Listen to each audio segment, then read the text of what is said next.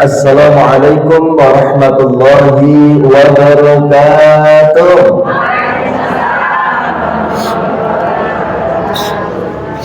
A'udzu billahi minasy syaithanir rajim. Bismillahirrahmanirrahim. Alhamdulillahilladzi amarna bi an na'mala as-salihat. Asyhadu an la ilaha illallah wahdahu la syarika lah.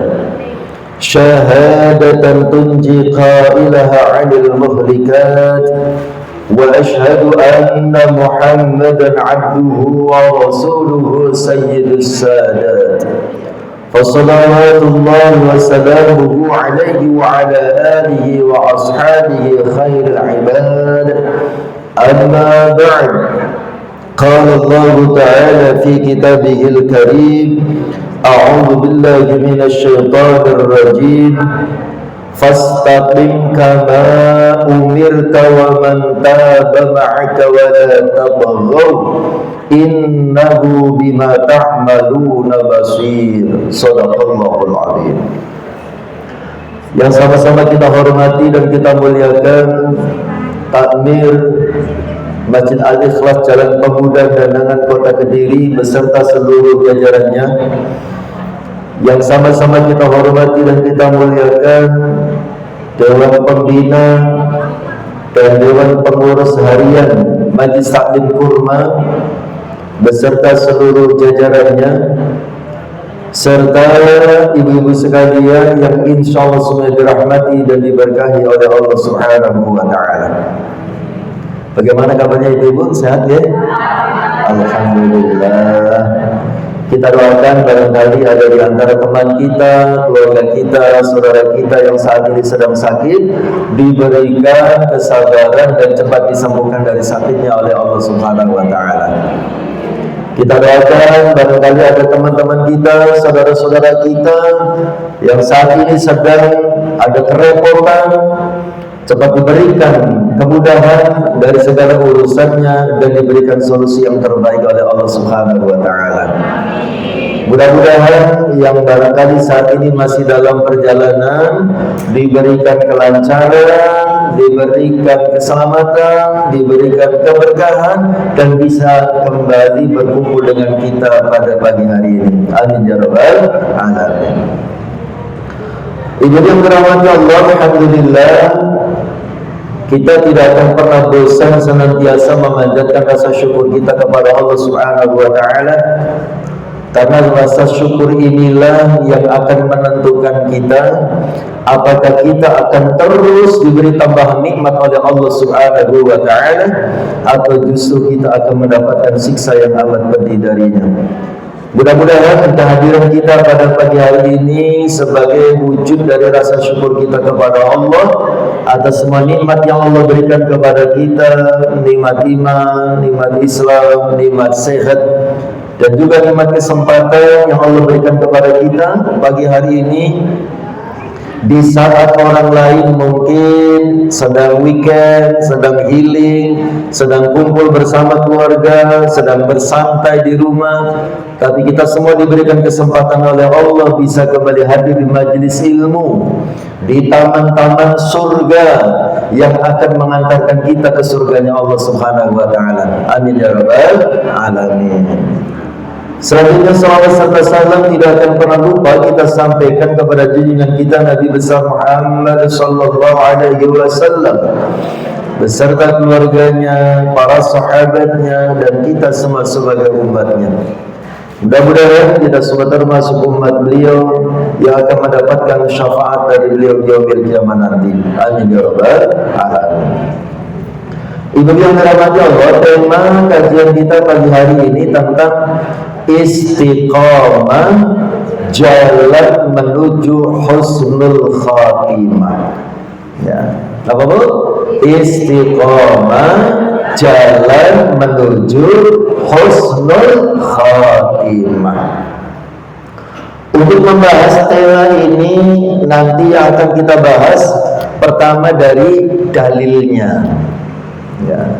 Kemudian yang kedua definisi atau pengertiannya.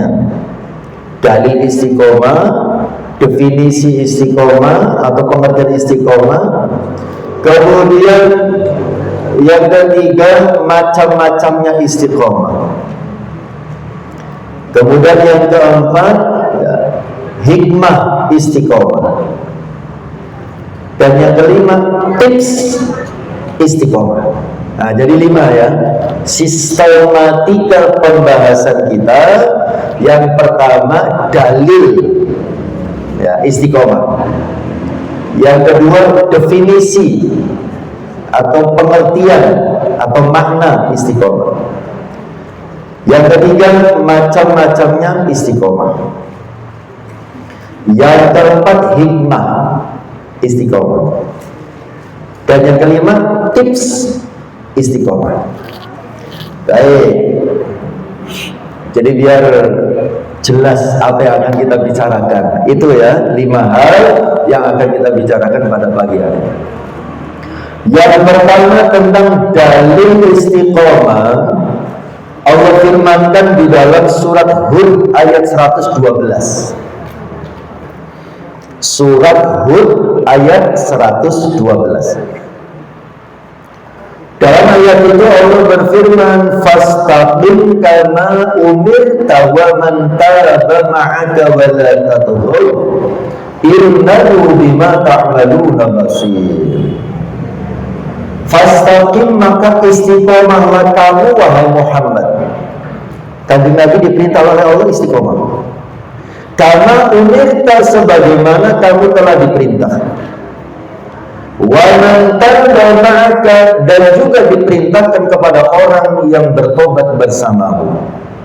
Wa la tatghaw, dan janganlah kalian semua melampaui batas. Innahu bima ta'maluna basir, karena sesungguhnya Allah Maha melihat apa yang kalian kerjakan. Inti dari ayat ini ada perintah dari Gusti Allah. Perintah kepada siapa? Kepada Kanjeng Nabi dan juga kepada kita umatnya.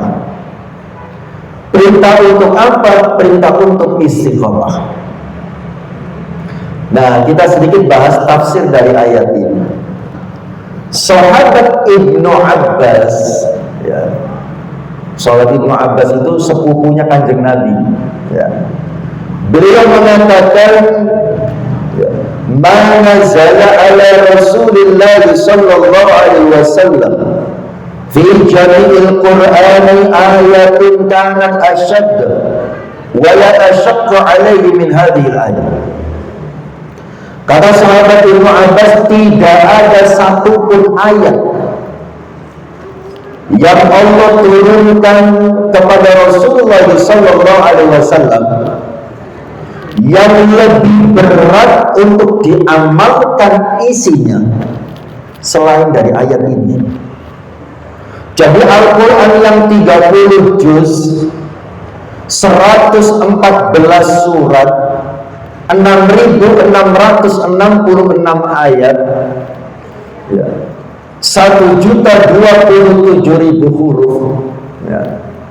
Dari semua ayat Al-Quran itu, kata sahabat Ibnu Abbas, yang paling berat untuk diamalkan isinya adalah ayat ini. Ayat yang berisi perintah tentang istiqomah.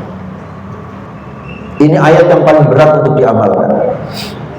Bahkan kata sahabat Ibnu Abbas, gara-gara ayat inilah yang menyebabkan sampai Kanjeng Nabi rambutnya beruban. Coba, gara-gara ayat ini, ya, saking beratnya perintah istiqomah sampai rambut Rasul beruban. Para sahabat bertanya, ya, "Ma syayyabaka?" Apa yang menyebabkan rambut Anda kok beruban? Sahabat nanya pada Rasulullah. Jawab Rasulullah, "Syayyabatni Hudun wa akhwatuha." Yang menyebabkan rambut saya cepat beruban adalah surat Hud dan yang semisal dengannya. Artinya surat yang berisi perintah tentang istiqomah. Saya juga sama Bu, sudah uban semua ya. Sudah meninggalkan dunia hitam. Tapi bukan karena mikir ayat kan, mikir dunia. Rasulullah gara-gara ayat ini yang berisi perintah istiqomah sampai rambutnya beruban, saking beratnya. Tapi para ulama menjelaskan Rasulullah merasa berat mendapat perintah istiqomah bukan untuk beliau, karena beliau pasti bisa. Karena beliau itu maksum, terjaga dari perbuatan salah dan dosa, dan beliau senantiasa dalam hidayah Allah Subhanahu wa taala. Beliau merasa berat itu memikirkan kita, umatnya. Kayaknya sanggup apa tidak, kan begitu. Nah, lalu memangnya ada apa dengan istiqomah? Apa sih makna istiqomah? Kok sampai Rasulullah merasa berat ketika mendapatkan perintah ini? Nah, dalilnya sudah, sekarang apa maknanya? Apa sih makna istiqomah? Kok sampai Rasul merasa berat? Ya. Istiqomah itu ada makna secara bahasa, ada makna secara istilah. Sebentar, saya minum dulu. Ya, bismillah.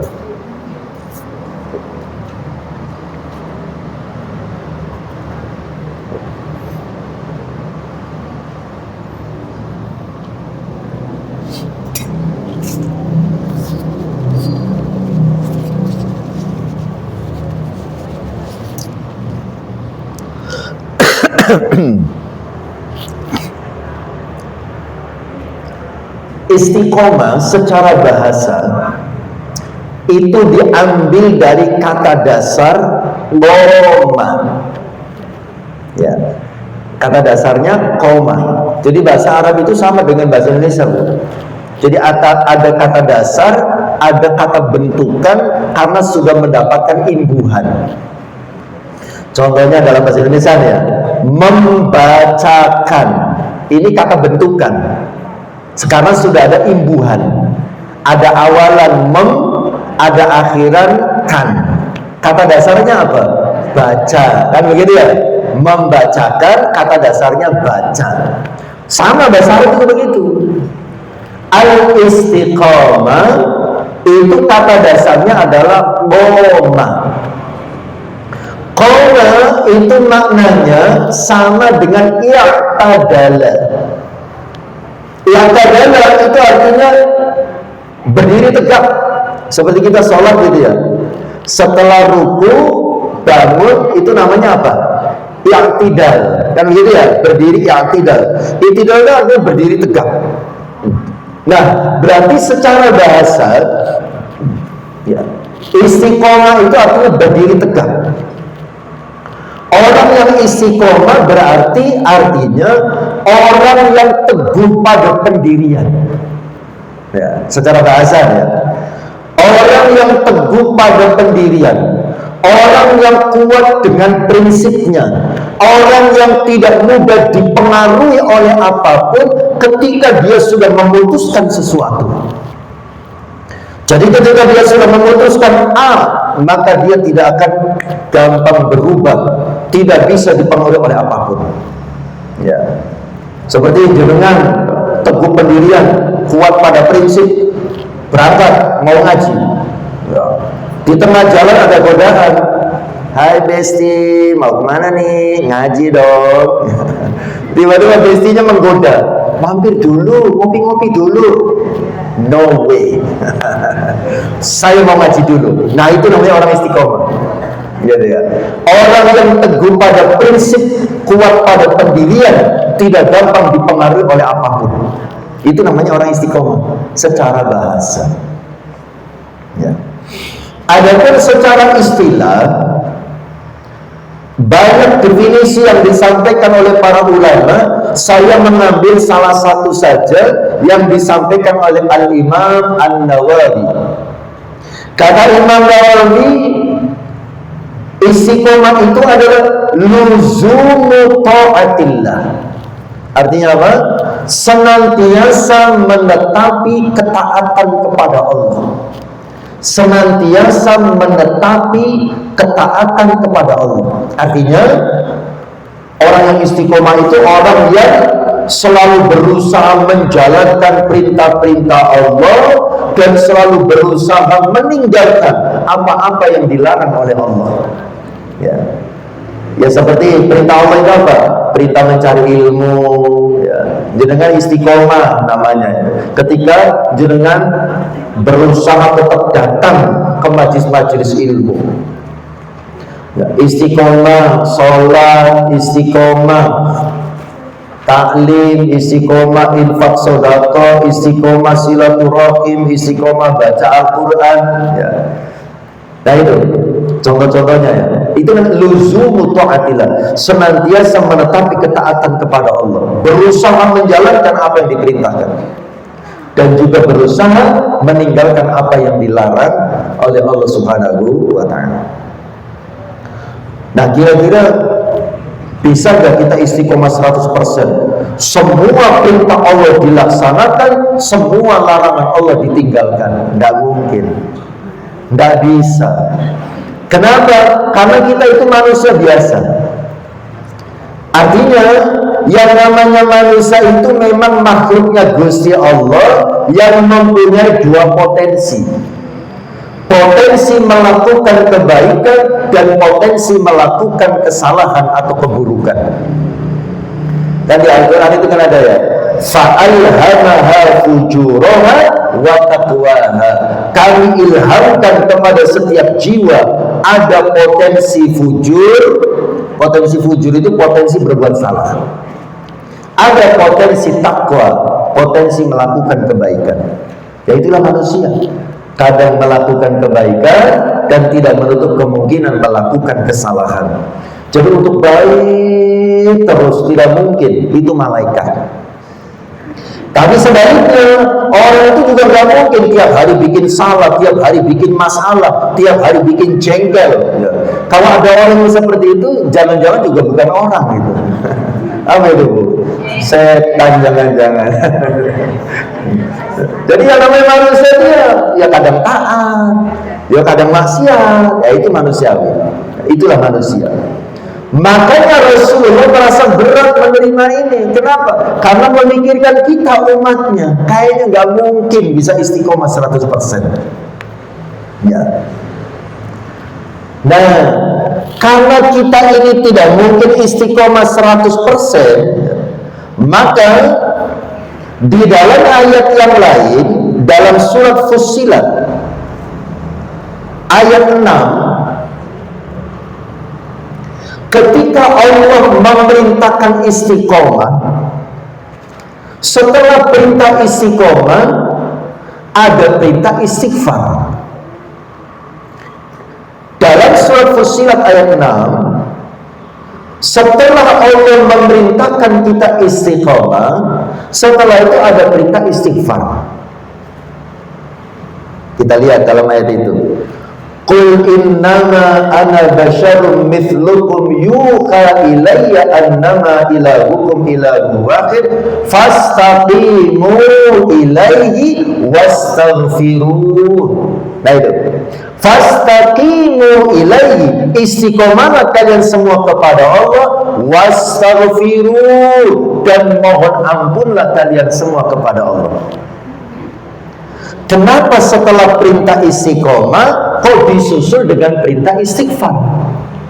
Ya, karena kita tidak mungkin istiqomah 100%. Ya. Kita cuma bisa berusaha maksimal, tapi untuk bisa istiqomah 100% itu berat. Maka kata Allah, karena kita tidak bisa istiqomah 100%, wastaghfiruh, mohon ampunlah, beristighfarlah. Istighfar itu kan sebagai bentuk ketidakmampuan kita untuk bisa menjalankan perintah 100%, untuk bisa meninggalkan larangan 100%. Sebagai bentuk ketidakmampuan kita, kita menyadari kita tidak mampu, maka kita mohon ampun kepada Allah Subhanahu wa ta'ala. Makanya coba panjenengan perhatikan. Kanjeng Nabi memberikan contoh, ya, selesai sholat Ya. Yang dibaca pertama apa? Astagfirullahaladzim. Kan begitu ya? Padahal sholat itu ibadah apa maksiat? Ibadah. Tapi Kanjeng Nabi memberikan contoh setelah sholat beristighfar. Kenapa? Karena barangkali sholat yang kita lakukan masih belum sesuai dengan yang dikehendaki oleh Allah. Barangkali sholatnya masih belum sempurna dari sisi fikih. Barangkali sholatnya masih belum baik dari sisi niat. Makanya astagfirullahaladzim. Ya. Jadi istiqomah itu berat. Istiqomah itu tidak mudah. Maka Allah memerintahkan kita perbanyak istighfar. Dan Rasulullah juga memberikan contoh. Di samping setiap pada sholat istighfar, setiap hari Rasulullah itu beristighfar dan bertobat lebih dari 70 kali. Bahkan Kanjeng Nabi sampai bersumpah, wallahi demi Allah, ini sesungguhnya aku la astaghfirullah, sungguh aku beristighfar kepada Allah, wa atubu ilaih, dan aku bertobat kepadanya, fil yaumi, dalam satu hari, aktsara, lebih banyak, min sab'ina marrah, dari 70 kali. Itu Kanjeng Nabi. Setiap hari masih beristighfar, setiap hari masih bertobat lebih dari 70 kali. Ya. Ngajari kita, memberikan contoh dan teladan kepada kita. Karena kita tidak mungkin istiqomah 100%, maka kita diperintahkan untuk terus beristighfar, memohon ampun kepada Allah Subhanahu wa ta'ala. Nah, ibu yang dirahmati Allah. Kemudian ada juga penjelasan masih tentang makna istiqomah. Di dalam kata istiqomah, ya, itu mengandung 3 makna. Ya, kita masih bicara tentang makna istiqomah. Di dalam kata istiqomah mengandung 3 makna. Apa 3 makna yang terkandung dalam istiqomah? Yang pertama, konsisten. Jadi orang yang istiqomah itu orang yang konsisten. Konsisten itu artinya apa? Terus menerus. Ya, konsisten, tidak berhenti. Ya. Makanya dalam sesi-sesi motivasi itu juga kadang-kadang ada materi. Ya. Istiqomah itu adalah the key of success. Ya, kunci sukses itu adalah istiqomah. Ya. Jadi orang yang istiqomah itu pertama dia konsisten. Konsisten itu artinya terus menerus, tidak berhenti. Yang kedua persisten. Persisten. Persisten itu artinya kemampuan bertahan dalam menjalani sebuah proses. Kemampuan bertahan dalam menjalani sebuah proses. Artinya orang istiqomah itu orang yang tidak gampang menyerah. Ya, persisten. Kemampuan bertahan. Jadi apapun rintangannya, apapun ujiannya, apapun cobaannya, dia tidak gampang menyerah. Itu orang istiqomah. Seperti yang dicontohkan oleh Kanjeng Nabi. Kanjeng Nabi ketika berdakwah, beliau istiqomah. Artinya apa? Beliau konsisten, terus tidak berhenti dakwanya. Yang kedua, beliau persisten, bertahan. Padahal Kanjeng Nabi ketika berdakwah banyak ujian, rintangan dan cobaan, tapi beliau bertahan dalam menghadapi berbagai ujian, rintangan dan cobaan itu. Nah, itu namanya persisten, bagian dari istiqomah.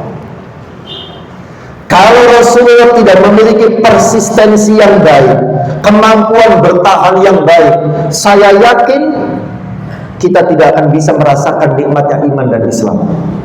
Tapi kalau Rasul persisten, bertahan dalam berbagai ujian dan cobaan dalam dakwah, akhirnya buahnya kita bisa merasakan nikmatnya iman dan Islam.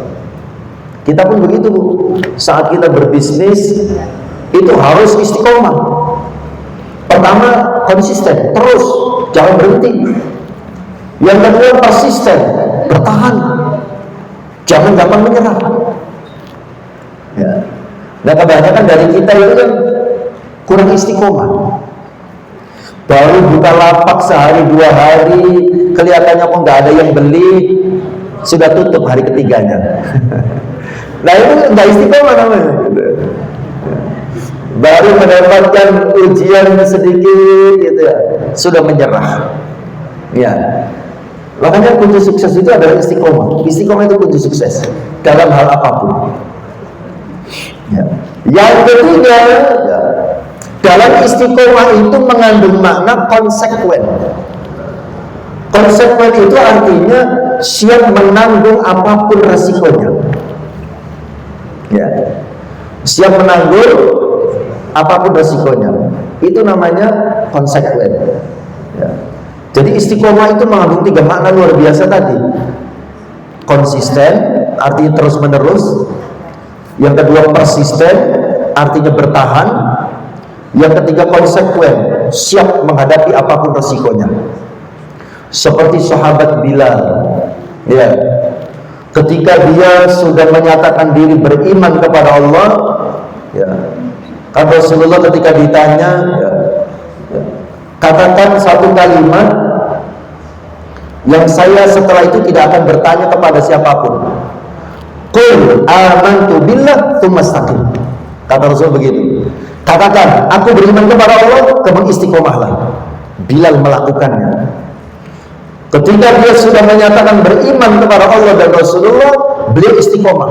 Apapun konsekuensinya, apapun resikonya, sekalipun dia sampai disiksa oleh majikannya, bajunya dibuka, ditelentangkan di padang pasir, ditindih batu besar yang panas, dia tetap ahad, ahad, ahad. Itu namanya istiqomah. Siap dengan segala konsekuensinya. Ya. Nah, ini yang dirahmati Allah, ya, itu makna dari istiqomah. Nah, sekarang yang berikutnya, ya, macam-macamnya istiqomah. Secara garis besar, istiqomah ada 2 macam. Istiqomah dalam amal, yang kedua istiqomah dalam akidah atau istiqomah dalam iman. Yang pertama istiqomah dalam amal, yang kedua istiqomah dalam iman atau akidah. Istiqomah dalam amal itu diantaranya kita istiqomah datang ke majelis ilmu, kita istiqomah membaca Al-Quran, kita istiqomah dalam sholat berjamaah dan seterusnya. Nah, 2 macam istiqomah ini memiliki balasan yang luar biasa. Apa balasan istiqomah dalam amal? Nah, sekarang nih, balasan istiqomah dalam amal yang pertama,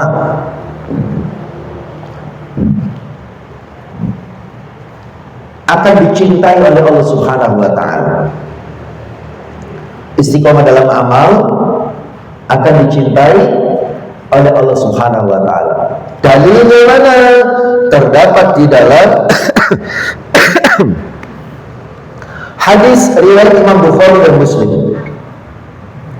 Kalimat ahabbul a'mali ilallahi adwamuha wa in qalla.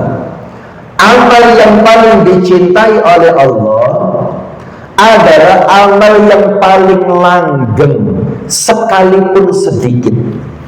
Nah ini, amal yang paling dicintai oleh Allah adalah amal yang paling langgeng sekalipun sedikit.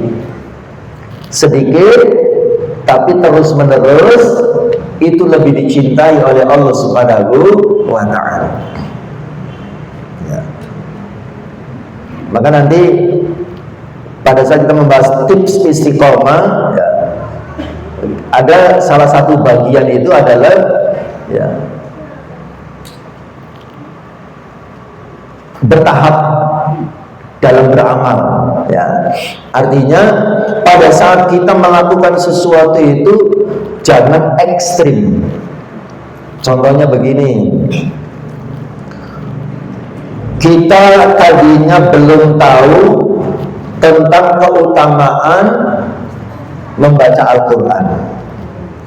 Seumpama kita tadinya belum tahu apa sih keutamaan membaca Al-Quran, sehingga kita belum terbiasa membacanya. Satu ketika kita mendapatkan materi tentang keutamaan membaca Al-Quran, akhirnya tumbuh motivasi dan semangat, ya. Maka pada saat kita memulai membaca Al-Quran, itu usahakan bertahap. Jangan langsung satu kali duduk 3 juz. Ya, bertahap, ya pelan-pelan, ya. Karena setan itu kadang-kadang mempengaruhi manusia itu tidak langsung untuk melakukan keburukan, tapi kelihatannya mengganggu manusia itu dengan memotivasi melakukan kebaikan. Contohnya, awalnya kita belum biasa baca Quran, dapat keutamaan membaca Al-Quran, akhirnya kita baca. Sudah selesai 1 juz, udah mau berhenti itu, udah capek sebetulnya. Setannya bisiki, ayo mbak, lanjutkan, juga kan masih kuat, ingat pahalanya banyak. Oh, baca lagi. Gitu ya. Sudah menggeng-menggeng gitu ya, lanjutkan bang, juga kan masih kuat. Akhirnya 3 juz selesai, tapi kelelahan, gak bisa nyapo-nyapo, gitu ya. Nah besoknya ketika mau baca Al-Quran lagi, setannya kembali mengingatkan, lali opo piye, kemarin loh gara-gara kamu baca Al-Quran kamu kelelahan, akhirnya sembarang-sembarang kamu gak dikerjakan, yang ini gak dikerjakan, yang ini gak dikerjakan, gara-gara kamu baca Al-Quran. Oh iya ya, akhirnya berhenti. Nah itu, jadi setan itu kadang-kadang mempengaruhi kita tidak langsung untuk melakukan keburukan, ya, tapi kita dipaksa untuk melakukan kebaikan secara berlebihan, sehingga akhirnya banyak kewajiban-kewajiban yang lain yang kita tinggalkan, yaitu sehingga membuat kita seringkali salah prioritas, ya. Kita fokus kepada satu amal tertentu, tapi akhirnya mengabaikan, meninggalkan amal yang lain, yang kadang-kadang amal yang ditinggalkan itu justru yang wajib. Ya, hati-hati.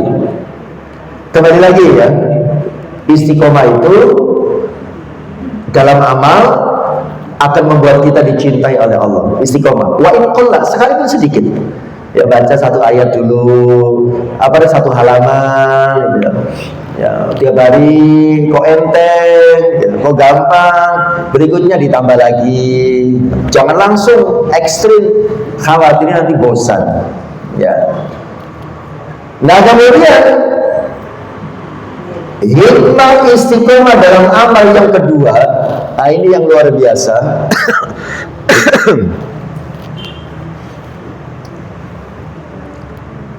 Kita akan mendapatkan passive income pahala. Istiqomah dalam amal akan membuat kita mendapatkan passive income pahala. Passive income itu apa? Passive income itu kan dalam bahasa ekonomi, dalam bahasa bisnis, kita nggak ngapa-ngapain tapi dapat pahala, dapat hasil, kan namanya passive income, ya.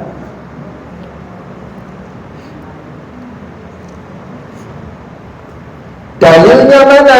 Nah ini dalam hadis riwayat Imam Bukhari, Rasul bersabda, "Idza maridul 'abdu aw safaru kutiba lahu mithlu ma kana ya'malu muqiman sahihan." Idza, jika, maridul, sakit, atau safaro, ya. Idza, jika marido, sakit, ya. Al-abdu, seorang hamba, atau safaro, dia bepergian, kutiba, dicatat, lahu, untuknya, mithlu ma kana ya'malu, sebagaimana pahala amal yang biasa dia kerjakan, muqiman, pada saat tidak bepergian, sahihan, pada saat dia sehat. Artinya Kalau kita istiqomah dalam amal, istiqomah dalam amal, contohnya istiqomah datang pengajian, istiqomah sholat duha, istiqomah sholat tahajud, istiqomah sholat berjamaah, ya. Istiqomah.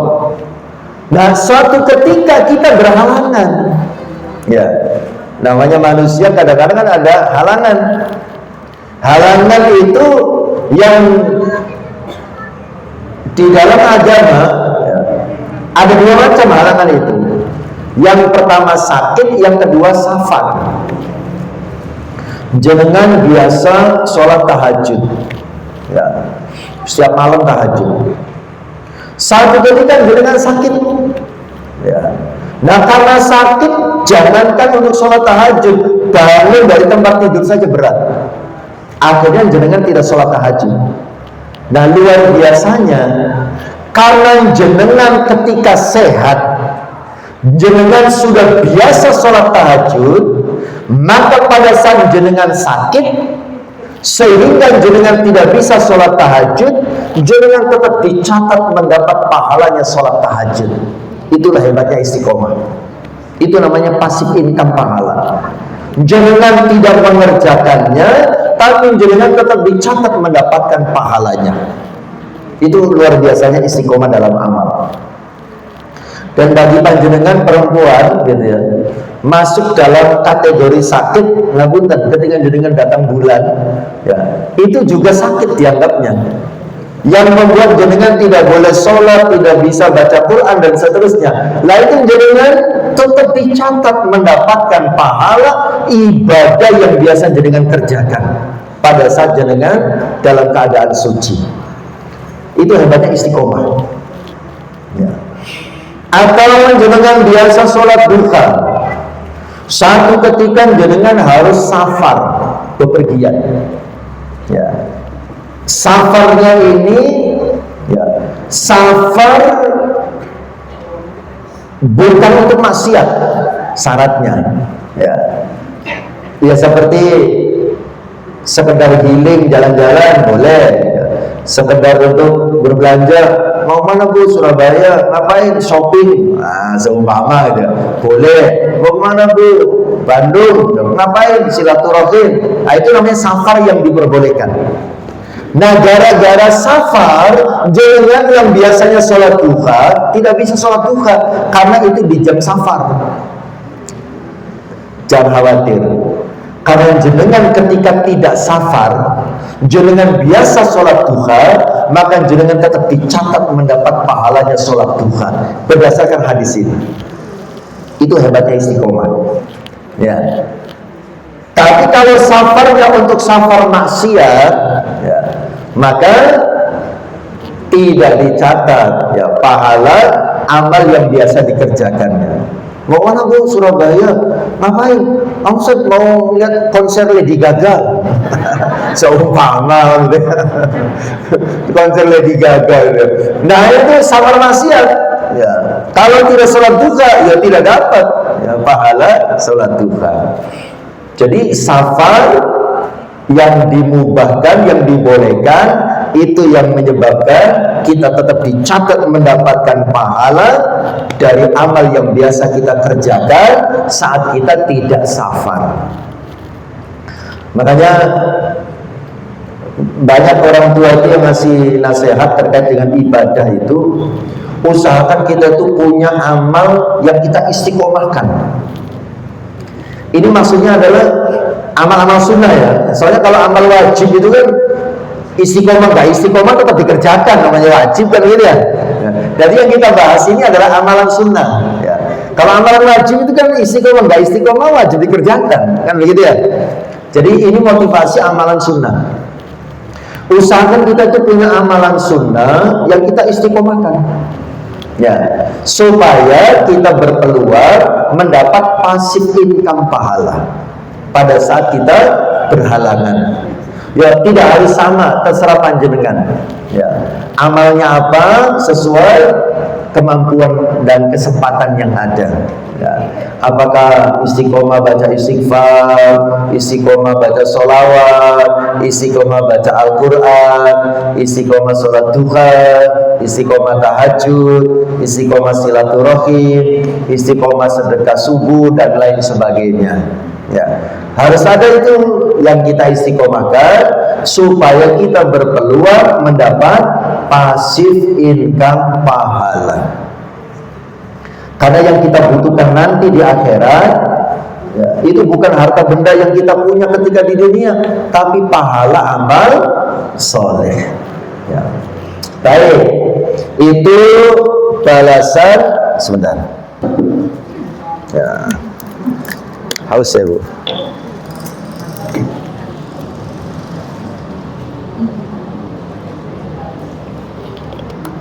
Saya lagi nggak boleh kekurangan air ini.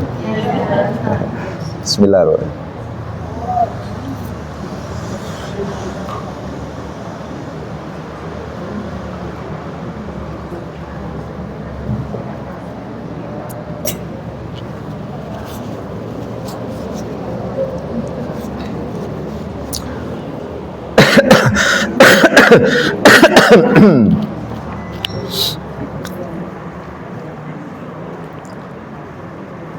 Nah, selesai tentang istiqomah dalam amal. Sekarang istiqomah dalam iman atau istiqomah dalam akidah.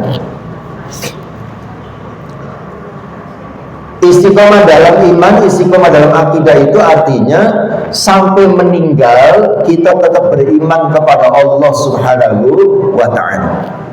Apa balasannya orang istiqomah dalam iman? Ini yang harus kita jaga. Ya, iman.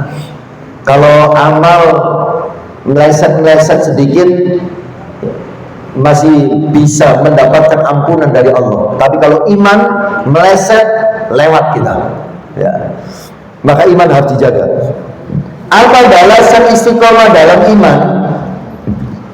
Itu Allah firmankan di dalam surat Fussilat ayat 30.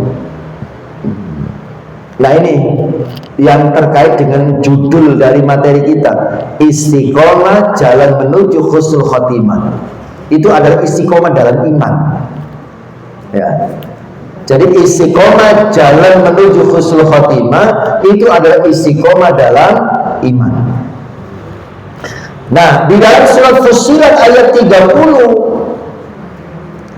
Allah berfirman, innal ladzina qalu rabbunallahu tsumma istaqamu tatanazzalu alaihimul malaikah alla takhafu wa la tahzanu wa abshiru bil jannati allati kuntum tu'adun. Innal ladzina, sesungguhnya orang-orang qalu yang berkata Rabbunallah, Tuhan kami adalah Allah, tsumma istaqamu, kemudian mereka istiqomah mengatakan Tuhanku adalah Allah, kemudian dia istiqomah dengan perkataannya. Dia mengatakan Tuhanku adalah Allah, istiqomah dengan perkataannya, artinya hanya kepada Allah dia menyembah, hanya kepada Allah dia meminta, hanya kepada Allah dia bergantung, hanya kepada Allah dia berserah diri. Ya. Apa balasannya bagi orang yang istiqomah dalam akidah, dalam iman? Tatanazzalu, maka akan turun alaihim, menemui orang yang istiqomah, al-malaikatu, malaikat. Akan ada malaikat yang diutus oleh Allah menemui orang yang istiqomah. Untuk apa malaikat diutus oleh Allah menemui orang yang istiqomah? Untuk mengatakan 3 kalimat. Alla takhafu, kamu jangan takut. Yang pertama. Wala tahzanu, kamu jangan bersedih. Itu yang kedua. Yang ketiga, wa abshiru, dan bergembiralah kamu bil jannati, dengan surga allati kuntum tu'adun, yang dijanjikan untukmu. Nah, pertanyaannya adalah, pada saat kapan malaikat itu diperintah oleh Allah menemui orang yang istiqomah untuk mengatakan 3 kalimat itu? Di dalam tafsir Ibnu Katsir dijelaskan, malaikat itu diperintah oleh Allah menemui orang yang istiqomah di 3 waktu. Ada 3 waktu, Bu. Malaikat menemui orang yang istiqomah. Pertama, saat sakaratul maut. Jadi orang itu, Bu, ya, kalau mau meninggal saat sakaratul maut, semua orang itu pada ketakutan, semuanya. Dan yang paling ditakuti adalah kalau meninggalnya dalam keadaan su'ul khotimah. Su' artinya buruk, khotimah artinya akhir hidup. Akhir hidupnya buruk, maksudnya tidak membawa iman dan Islam. Itu yang paling ditakuti. Nah, kenapa orang saat sakaratul maut pada takut su'ul khotimah? Karena pada saat orang itu sakaratul maut, setan itu datang, Bu. Setan itu datang. Untuk apa? Untuk mempengaruhi orang yang mau meninggal tadi agar mati dalam keadaan kafir, agar mati menjadi pengikut setan. Itu yang paling ditakuti. Ya. Maka kita itu kalau punya saudara, keluarga atau orang tua yang sedang sakit keras, ya, yang sudah koma apalagi gitu ya, yang sudah tidak sadar, itu usahakan ditungguin 24 jam. Anak cucunya, saudaranya, keponakannya bergantian menjaga. Ya. Dan yang menjaga itu jangan sibuk sendiri. Ya. Karena ada yang jaga memang, tapi sibuk sendiri. Ya. Yang jaga itu sekali waktu secara berkala mentalkin. Mentalkin itu artinya ngajari. Dibisikin telinganya, Pak atau Bu, jenengan baca la ilaha illallah. Gak usah panjang-panjang, itu saja. Baca la ilaha illallah. Ya. Dan itu yang dilakukan oleh Kanjeng Nabi ketika Abu Thalib, pamannya, mau meninggal. Nabi datang bisiki, paman, ucapkan la ilaha illallah agar aku bisa menjadi saksi di hadapan Allah bahwa engkau telah beriman kepada Allah. Tapi saat Abu Thalib sakaratul maut itu, yang datang bukan hanya Nabi, tapi setan juga datang. Dan ingat, setan itu minal jinnati wan nas. Ada dari jenis jin dan dari jenis manusia. Jadi saat Abu Thalib mau meninggal, setannya dari jenis manusia. Ya bang, saya pamannya Nabi yang lain yang masih belum beriman, ya, Abu Jahal dan seterusnya. Mereka juga mempengaruhi, Abu Thalib, masa kamu lebih percaya agama baru yang dibawa oleh keponakanmu daripada agama orang tua kita, nenek moyang kita yang selama ini sudah kita ikuti. Nabi mengatakan lagi, paman, ucapkan la ilaha illallah. Setan yang bisiki lagi untuk mengikuti agama nenek moyang. Qadarullah, takdir Allah. Ya, Abu Thalib lebih mengikuti bisikan setan. Akhirnya meninggal tidak dalam keadaan beriman kepada Allah Subhanahu wa taala. Makanya ngapunten ya, sekalipun jenengan uangnya banyak, tidak ada nomor serinya gitu ya. Saking ngawakeh gitu ya. Usahakan kalau keluarganya sakit, ngapunten, bawa ke rumah sakit yang seiman. Bawa ke rumah sakit yang seakidah. Ya. Karena banyak umat Islam itu merasa uangnya banyak, keluarganya sakit, dirawat di rumah sakit yang beda agama. Ngapunten, saya punya pengalaman. Saya ini dulu kuliahnya Fakultas Dakwah, jurusan Komunikasi dan Penyiaran Islam. Dulu waktu saya kuliah di Jakarta, ya, saya pernah masuk penjara, Bu. Saya pernah masuk penjara Cipinang. ya. Tapi sebagai dai ya. Itu praktek dakwah. Dan saya juga pernah praktek dakwah itu di rumah sakit RSCM, Rumah Sakit Cipto Mangunkusumo ya, di Jakarta Pusat, di Salemba situ, di dekat Fakultas Kedokteran UI. Nah, saya pernah praktek dakwah di rumah sakit. Ternyata di rumah sakit itu, terutama rumah sakit di kota-kota besar dan rumah sakit besar, itu ada namanya tim kerohanian ya, yang dimiliki oleh rumah sakit ya, bekerja sama dengan tokoh-tokoh agama, bisa dari ormas, bisa dari organisasi dakwah. Tugasnya adalah mendatangi pasien-pasien yang sudah sakaratul maut. Ya. Kalau ada keluarganya ikut dinasihati. Kalau tidak ada keluarganya, mentalkin yang sedang sakit. Ya. Nah, yang perlu kita ketahui, tim kerohanian itu tidak hanya dari yang beragama Islam, ada dari tim kerohanian agama lain. Kalau yang sakit tidak ditunggui sama keluarganya, tim kerohanian yang datang agamanya beda, bahaya itu. Bisa murtad itu, bisa su'ul khotimah itu meninggalnya. Kalau ada keluarganya, kan keluarganya melihat, ini apa ini nasihatnya? Agamanya apa? Pak, dia pasti ngaku dari agama apa, kan begitu ya. Oh mohon maaf, ini Islam, yang sakit Islam, mohon maaf, jangan. Nah, itu bisa melarang. Nah, kalau nggak ada yang nungguin, bagaimana itu? Apalagi kalau sengaja memasukkan ke rumah sakit yang akidahnya beda, karena dianggapnya perawatannya lebih baik, pelayanannya lebih baik, sehingga tidak perlu ditungguin. Ini enak wapi, sembarang diopeni, sembarang diurusi, nggak usah dijaga, nggak apa-apa. Kesempatan itu habis sudah. Ya. Pindah agama itu meninggalnya. Ya. Jadi harus ditungguin, karena setan itu bisa berwujud manusia yang akan membelokkan akidah orang yang sakaratul maut. Ya, jadi hati-hati.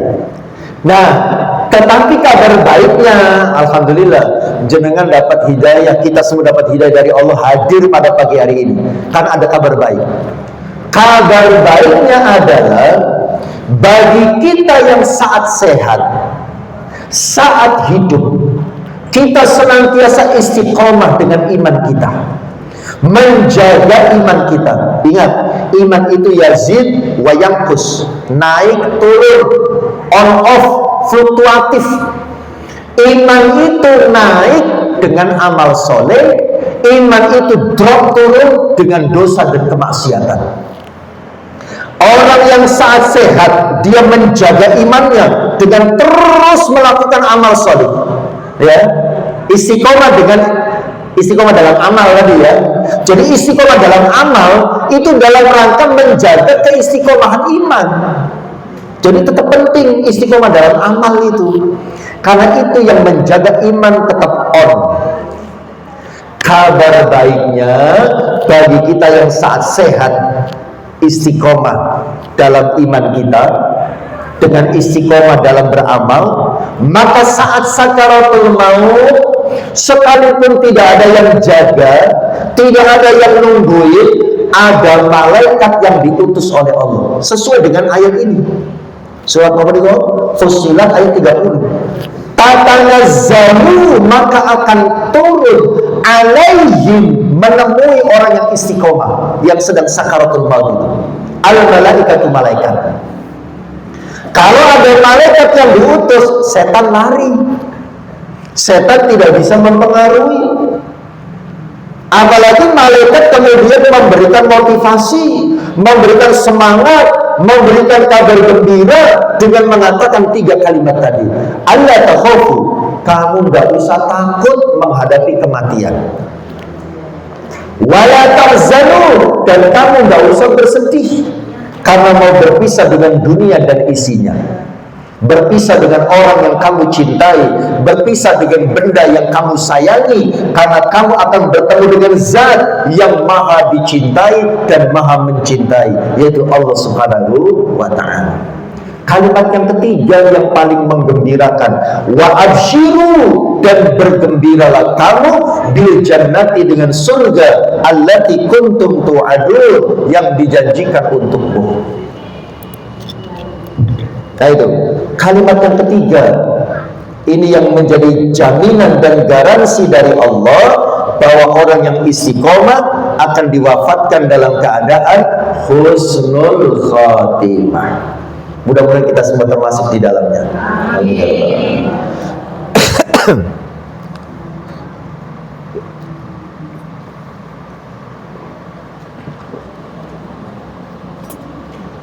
Itu yang pertama, saat sakaratul maut. Yang kedua, malaikat akan kembali diutus oleh Allah menemui orang yang istiqomah. Saat kapan? Di alam barzah, di alam kubur. Jadi orang itu, Bu ya, ketika dikubur, ya, kemudian pengantar jenazah sudah pulang, itu jenazah yang dikubur itu duduk. Dia ketakutan dan kebingungan dengan alam barunya. Dan yang paling ditakuti adalah sebentar lagi dia akan diinterogasi oleh malaikat siapa, Bu? Munkar dan Nakir. Nah, tetapi kabar baiknya, nah ini kabar baiknya, bagi kita yang saat sehat, saat hidup, senantiasa istiqomah. Istiqomah dengan amal, istiqomah dengan iman, maka sebelum Munkar dan Nakir datang, ada malaikat lain yang diperintah oleh Allah. Ini berdasarkan ayat ini, tatanazzalu alaihimul malaika. Ada malaikat lain didatangkan untuk mengatakan 3 kalimat tadi. Jangan takut, jangan bersedih, dan bergembiralah dengan surga yang Allah janjikan untukmu. Nah itu yang kedua. Yang ketiga, malaikat kembali diutus oleh Allah menemui orang yang istiqomah. Saat kapan? Yaumul ba'ats, hari kebangkitan. Jadi malaikat Israfil yang bertugas meniup trompet, itu kan niup trompet itu 2 kali. Pertama, untuk mematikan semuanya, tanda kiamat. Setelah mati semuanya, ditiup lagi trompet yang kedua untuk membangkitkan semuanya. Setelah dibangkitkan, dikumpulkan di satu tempat yang sangat luas, yang tidak ada naungan, nggak ada iup-iup, ya, yaitu padang mahsyar. Nah, di padang mahsyar itu semua orang pada ketakutan, karena sebentar lagi akan menerima buku catatan amal. Kemudian dihisab, dihitung, kemudian dimizan, ditimbang, kemudian ditentukan nasibnya surga atau neraka. Semua orang pada ketakutan. Tapi kabar baiknya, bagi kita yang saat sehat, saat ini, ya, saat sehat ini, kita istiqomah, istiqomah dalam amal, dalam rangka menjaga keistiqomahan iman. Kan menjaga istiqomahnya iman itu dengan amal, gitu ya. Kita istiqomah dalam amal dalam rangka menjaga istiqomah dalam iman. Maka kabar baiknya, saat di padang mahsyar akan ada malaikat diutus oleh Allah mengatakan 3 kalimat tadi.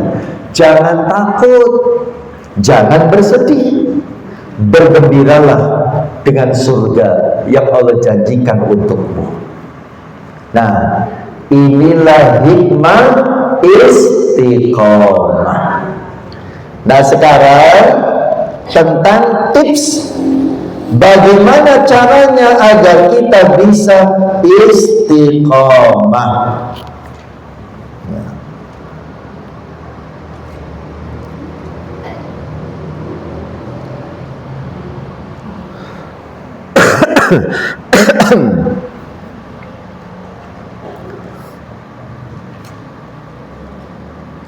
Tips agar kita bisa istiqomah.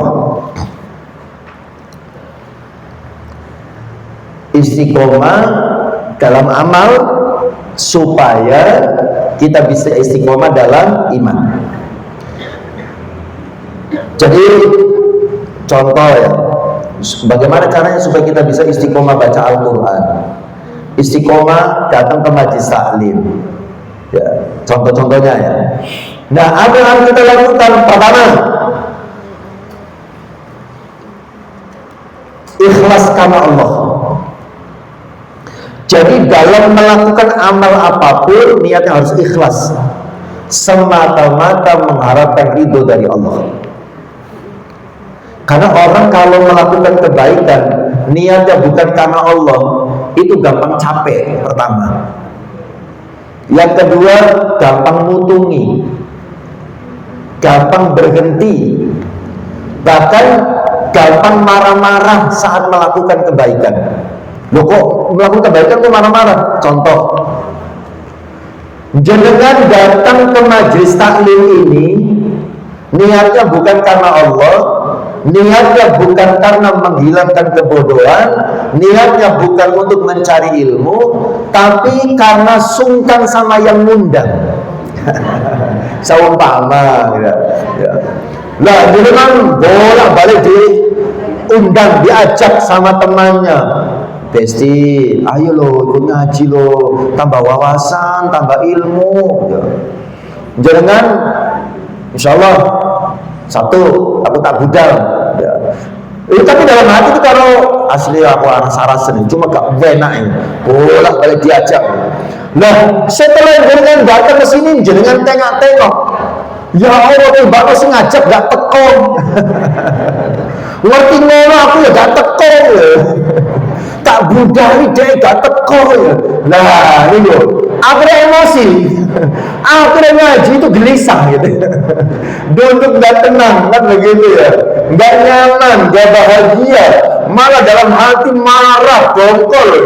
Ngajak umum dia gak teko, ngerti ngono aku ya gak teko. Itu ya. Jadi kalau kita istiqomah, bismillah, niatnya karena Allah, jangan karena manusia.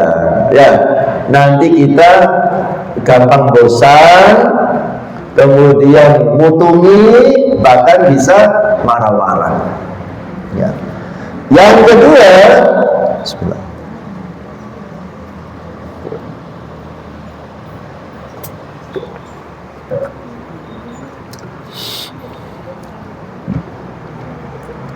Bertahap dalam beramal.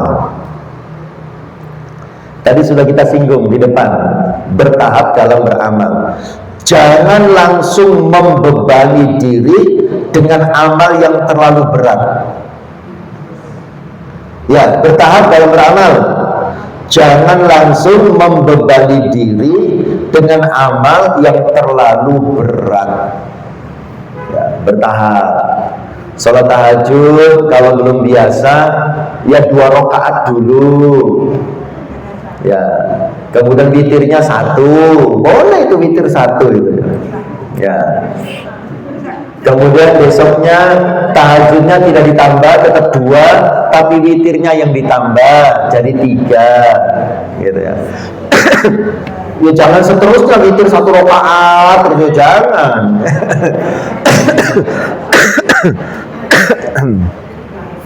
Nah, setelah tahajud 2 rakaat, witir 3 rakaat, setiap hari udah enak, enteng, ditambah lagi. Nah, itu namanya bertahap. Mungkin jenengan, kita bukan dalam rangka menjelek-jelekan orang, tapi untuk menjadi pelajaran. Jenengan mungkin pernah melihat ada artis hijrah, ya.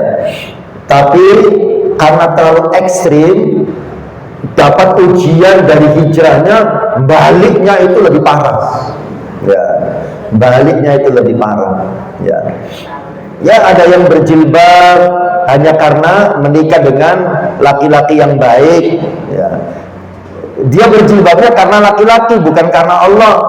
Ketika bercerai, jilbabnya lepas lagi. Kan begitu ya? Karena ada itu artis-artis begitu, malah lebih parah itu ketika lepas itu ya, lebih liar gitu. Ada yang laki-laki berhijrah, ekstrim, Dulunya suka berjoget-joget, sampai jogetnya viral, terkenal, hijrah. Saat hijrah diuji oleh Allah dengan masalah ekonomi, tidak kuat, balik joget-joget lagi. Tapi setelah itu apa dia dapat kemuliaan? Tidak. Sekarang malah menghilang. Sudah tidak tahu kabarnya bagaimana. Ya, jadi bertahaplah. Ya, berubah itu bertahap. Ya, termasuk kalau jenengan sudah berubah, sudah cukup lama, hijrahnya sudah duluan, menemani temannya sedang berhijrah itu harus sabar. Ya, jangan membebani dia dengan beban yang dia belum sanggup. Ya, awalnya cuma jilbaban asal nempel, ndak apa-apa, ditelateni. Ojo sampai jenengan rewel, ya Allah mbak, sampai niat niat hijrah buka toh, jilbab asal lah. Jangan, ya bertahap, ndak apa-apa, ditelateni, disabari. Yang ketiga, ya, agar kita bisa istiqomah sabar. Ya. Istiqomah itu membutuhkan kesabaran. Ya. Sabar dalam menjalankan taat, sabar dalam meninggalkan maksiat, sabar. Sabar itu bisa dimaknai jangan gampang menyerah. Ya, telaten. Yang keempat, agar kita bisa istiqomah, memahami hikmahnya. Maksudnya memahami hikmahnya itu adalah mengetahui manfaat dan tujuan sebuah ibadah. Memahami hikmahnya artinya mengetahui manfaat dan tujuan sebuah ibadah. Contohnya kita pengen istiqomah baca Al-Quran, kita harus tahu apa sih keutamaan baca Al-Quran. Kita pengen istiqomah sholat duha, kita harus tahu apa sih keutamaan sholat duha. Kita pengen istiqomah sholat tahajud, kita harus tahu apa sih manfaat dan keutamaan sholat tahajud. Ya, itu nanti akan membuat kita istiqomah. Oh ternyata sholat tahajud itu akan mengangkat derajat. Ternyata sholat duha itu bisa melancarkan rizki. Ternyata baca Al-Quran itu akan menenangkan hati seumpama. Ya, itu kita harus tahu supaya kita semangat mengerjakannya. Kadang-kadang kita aras-arasan melakukan sesuatu karena kita tidak tahu apa manfaatnya. Ya, makanya harus tahu apa sih keutamaannya. Ya. Yang kelima, ya, berjamaah. Berjamaah itu artinya berkomunitas. Ya seperti ini, ikut majelis taklim. Kita kan bisa saja belajar ngaji di rumah dengan baca buku, bisa saja. Dengan lihat YouTube bisa saja. Tapi beda semangatnya ketika kita belajar mencari ilmu dengan berjamaah. Ya, dengan berjamaah seperti ini, ya, insya Allah kita bisa istiqomah dalam mencari ilmu. Oh, ternyata yang ingin belajar menjadi lebih baik banyak temannya. Ya, oh itu ternyata teman saya juga berusaha untuk mencari ilmu. Jadi semangat. Ketika kita down, ya, sedang turun semangatnya, maka saling mengingatkan, ayo bang, sama-sama bang, tak jemput apa piye? Nah begitu ya. Kalau berjamaah kan begitu ya, tak jemput apa piye? Nah begitu ya. Itu manfaatnya berjamaah ya. Jadi bisa menumbuhkan semangat dan membuat kita bisa istiqomah. Yang keenam, membaca kisah sukses orang-orang dalam istiqomah. Ya, kisah-kisah sukses orang yang dalam istiqomah. Ya, terutama ya kisah para nabi, kisah para sahabat, ulama, orang-orang soleh. Gitu. Di antaranya ya, contoh sahabat Umar. Bagaimana caranya agar beliau itu bisa istiqomah sholat berjamaah? Wah luar biasa. Ini kayaknya kalau kita berat menirunya, tapi tidak apa-apa, kita harus tahu. Apa yang dilakukan sahabat Umar? Sahabat Umar itu kalau beliau lalai tidak sholat berjamaah, beliau menghukum dirinya. Ya. Satu ketika sahabat Umar sedang melihat kebun kurmanya. Keasikan melihat kebun kurma, beliau ketinggalan sholat jamaah asar. Akhirnya sahabat Umar menghukum dirinya. Bagaimana cara sahabat Umar menghukum dirinya? Wah, ini kayaknya berat untuk kita tiru. Adalah sahabat Umar, gara-gara kebun ini membuat saya jadi tidak sholat jamaah asar, maka dengan ini kebun ini saya sedekahkan. Masya Allah. Biasanya kita yang membuat kita tidak bisa istiqomah apa, Bu? Ayo silakan, siapa yang mau sedekah HP? Gara-gara HP ini saya jadi gak istiqomah. Nih, saya sedekahkan. Masya Allah. Terakhir, agar bisa istiqomah, tentu jangan pernah bosan, jangan pernah berhenti berdoa. Karena hati kita itu namanya hati, dalam bahasa Arabnya qalbun. Qalbun itu bisa berbolak-balik. Ya kadang semangat, kadang turun. Dan yang mengendalikan hati adalah Allah Subhanahu wa taala. Maka kita terus berdoa, ya muqallibal qulub, wahai zat yang membolak-balikan hati, sabbit qalbi ala dinik, tetapkanlah hatiku agar senantiasa menetapi agamamu. Nggih, sampun kalau kita cekap semanten ingkang saged kula sampaikan, mudah-mudahan ada manfaatnya. Ya. Ada pengumuman? Saya akhiri dulu ya, nanti saya kembalikan ke jenengan. Dan kita cukup sekian. Mudah-mudahan ada manfaatnya. Kalau saya mohon maaf. Kita akhiri dengan berdoa kepada Allah dengan harapan kita semua senantiasa diberikan kesehatan oleh Allah Subhanahu wa taala, diberikan umur yang panjang dan barokah, dimudahkan segala urusannya, dicapaikan semua harapan, cita-cita dan keinginannya, dilunaskan semua utang-utangnya, anak-anak yang sudah waktunya menikah cepat dipertemukan dengan jodohnya yang terbaik, anak-anak kita semuanya dijadikan sebagai anak-anak yang soleh dan solihah, yang sukses masa depannya, membanggakan dan membahagiakan hati orang tuanya, dan bisa mendoakan orang tuanya ketika meninggal nanti, dan mudah-mudahan kita semua diberikan husnul khatimah. Ala hadhihi wa ala kulli niyatin salihah. Al-Fatihah.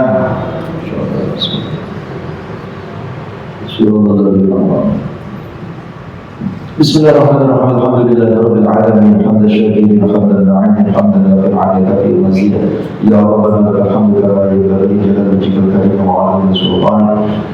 ربنا ظلمنا انفسنا وان لم تغفر لنا وترحمنا لنكونن خاسرين. ثم علينا مولانا انك انت التواب الرحيم. يا من يسر كل عسير يسر لنا العسير وانك تيسير العسير عليك يسر انك على كل شيء قدير. ربنا لا تزغ قلوبنا بعد إذ هديتنا وهب لنا من لدنك رحمة انك انت الوهاب. يا مقلب القلوب ثبت قلوبنا على دينك. يا مقلب القلوب ثبت قلوبنا على دينك. يا مقلب القلوب ثبت قلوبنا على دينك. ربنا آتنا في الدنيا حسنة وفي الآخرة حسنة وقنا عذاب النار وادخلنا الجنة مع الأبرار يا عزيز يا غفار يا رب العالمين. وصلى الله محمد النبي وعلى آله وصحبه وسلم. سبحان ربك رب العزة عما يصفون، سلام على المرسلين والحمد لله رب العالمين. بسر الفاتحة. شكرا.